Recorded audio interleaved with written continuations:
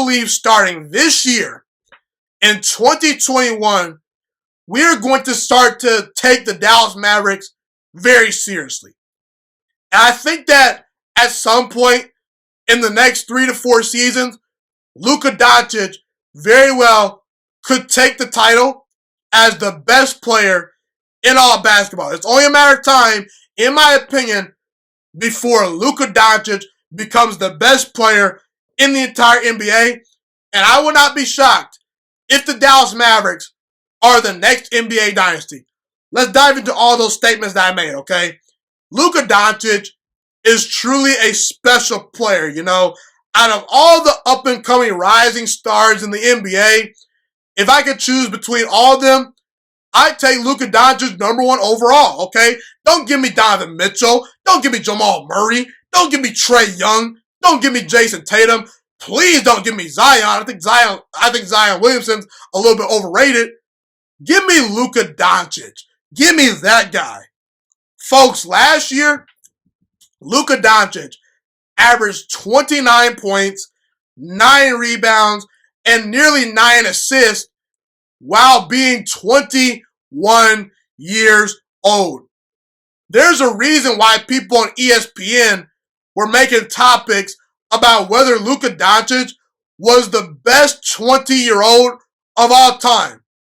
There's a reason. He's that legit. And I've said in the past, I believe Luka Dončić is going to score over 30,000 points in his career. I believe he'll at least win 1 regular season MVP, maybe more than that. And I believe that Luka Dončić has a chance to win multiple NBA titles. Folks, did you watch the 2020 NBA playoffs? Did you see Luka Dončić go against Kawhi Leonard and the Los Angeles Clippers and average 31 points per game on a bum leg, on an injured leg?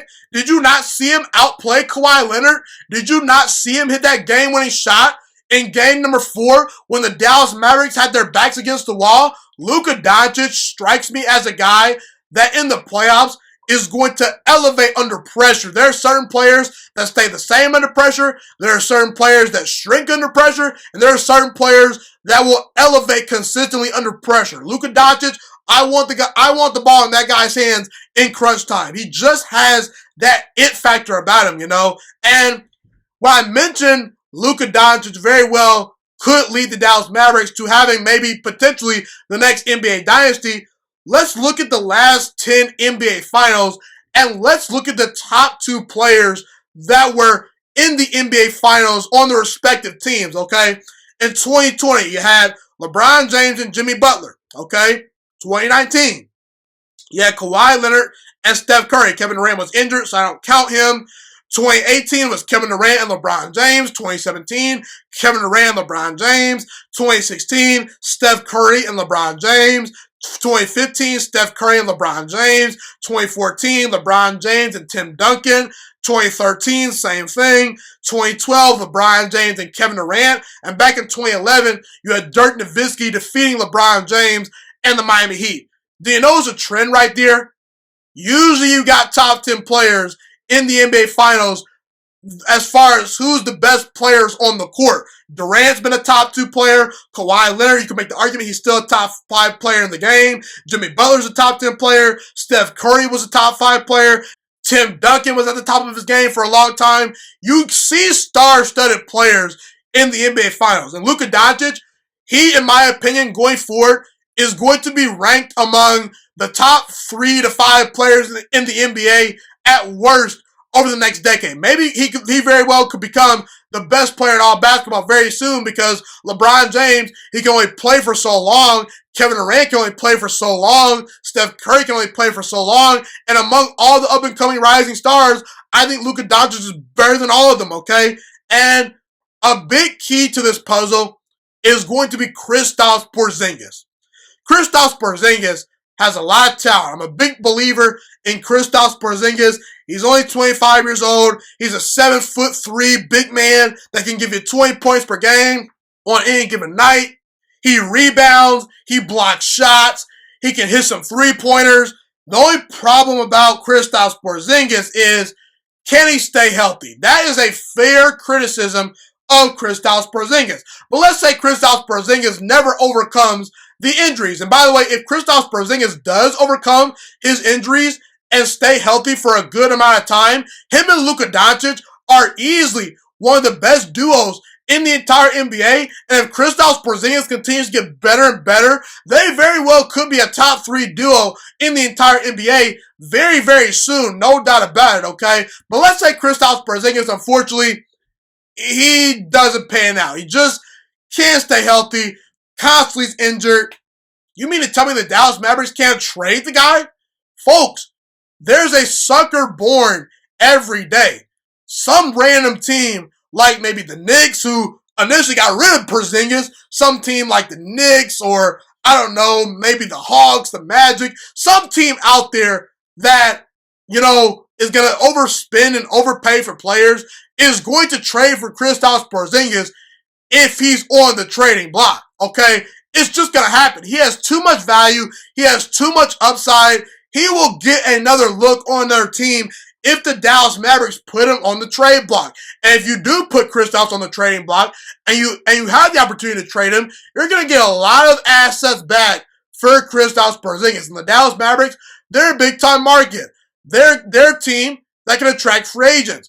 They have the money to go out and spend on some big-time players, They can lure in some big-time free agents. I definitely love to live in Dallas, Texas. It's a beautiful place. I've been there before.